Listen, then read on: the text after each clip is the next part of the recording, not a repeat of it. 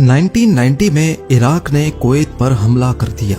Iraqi soldiers सिर्फ 2 दिन के अंदर अंदर पूरे कुवैत पर कब्जा करके बैठ गए और लोकल्स अपने घरों में बंद रहने पर मजबूर हो गए। अमेरिकन एलाइज ने कुवैत की मदद की और इराक के खिलाफ मुकाबला किया। 1 साल तक ये मामला चलता रहा, लेकिन जब इराकी सोल्जर्स कमजोर पड़ गए तो उन्होंने जाते जाते कुवैत की 700 से ज्यादा ऑयल वेल्स पर आग लगा दी।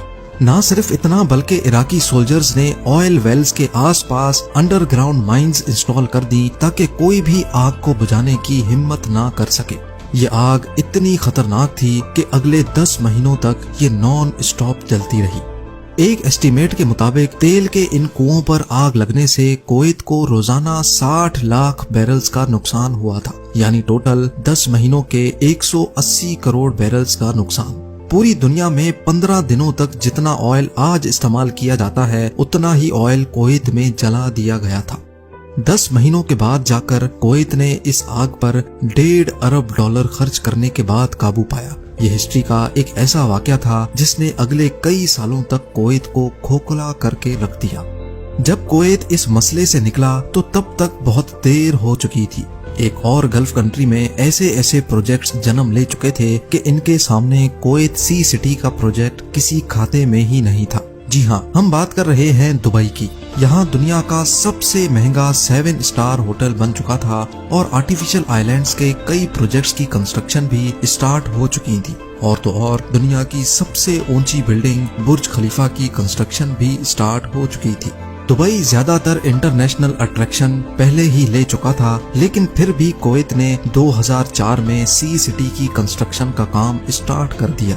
सी सिटी का ये प्रोजेक्ट 5 फेजेस में डिवाइड किया गया और फैसला किया गया कि एक एक करके फेजेस कंप्लीट किए जाएंगे। सबसे पहला काम था फेज 1 और 2 पे खुदाई करने का। इसके लिए 40 bulldozers, 90 articulated dumpers, 87 एक्सकवेटर्स, 48 dump trucks और 6 क्रेन्स मंगाई गई। ये कोई आम खुदाई नहीं थी, क्योंकि रेगिस्तान के इस हिस्से में सिल्ट पाई जाती है। सिल्ट एक बहुत सॉफ्ट किस्म की सैंड होती है जिसके ऊपर कोई भी बिल्डिंग खड़ी नहीं हो सकती। बिल्डिंग तो क्या, इस पर चलना भी बहुत मुश्किल होता है। लिहाजा पहले खुदाई करके ऊपर वाली लेयर से रेत अलग की गई और फिर नीचे से सिल्ट को बाहर निकाला गया। उसके बाद वही रेत डालकर जमीन का लेवल बढ़ाया गया ताकि आने वाले सालों में ग्लोबल वार्मिंग की वजह से समंदर का लेवल बढ़े तो इससे साहिल पर बनने वाले विलास पर कोई असर ना हो। इस प्रोजेक्ट में सिल्ट और रेत की खुदाई बहुत मास लेवल पे की गई थी। कई महीनों तक 24 घंटे वर्कर्स की एक आर्मी इस काम पे लगी रही। प्रोजेक्ट डायरेक्टर के एस्टीमेट के मुताबिक सी सिटी के फेज 1, 2 और 3 में से total 74 million cubic metre sand निकाली गई।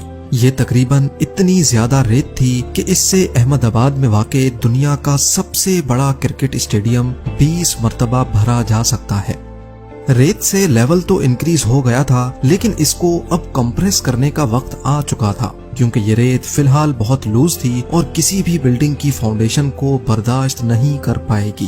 कंप्रेशन के लिए क्रेन से 15,000 केजी का वेट जमीन पर गिराया जाता।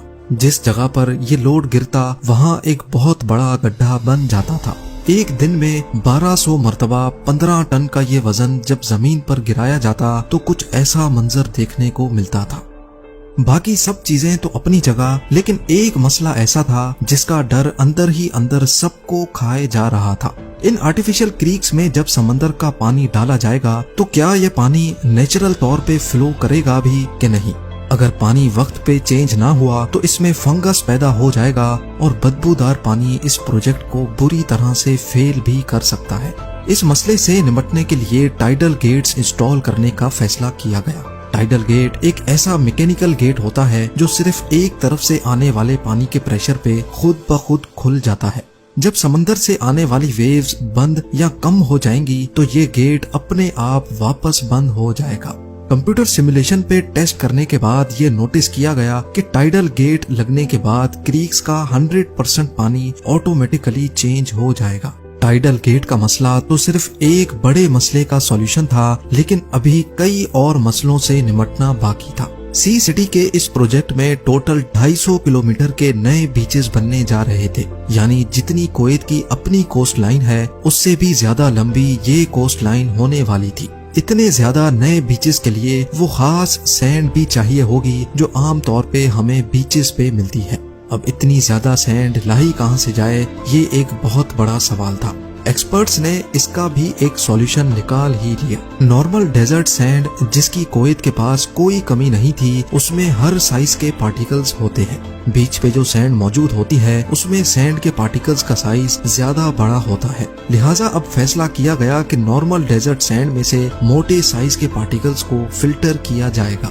रेत को पानी से धोकर उसमें से मोटे साइज के रेजों को अलग किया गया। सिर्फ एक बार नहीं बल्कि ये प्रोसेस 4 बार किया जाता था। पानी से धोने और फिल्टर करने के इस प्रोसेस में जो रेजे बच जाते थे वही बीच के लिए परफेक्ट थे।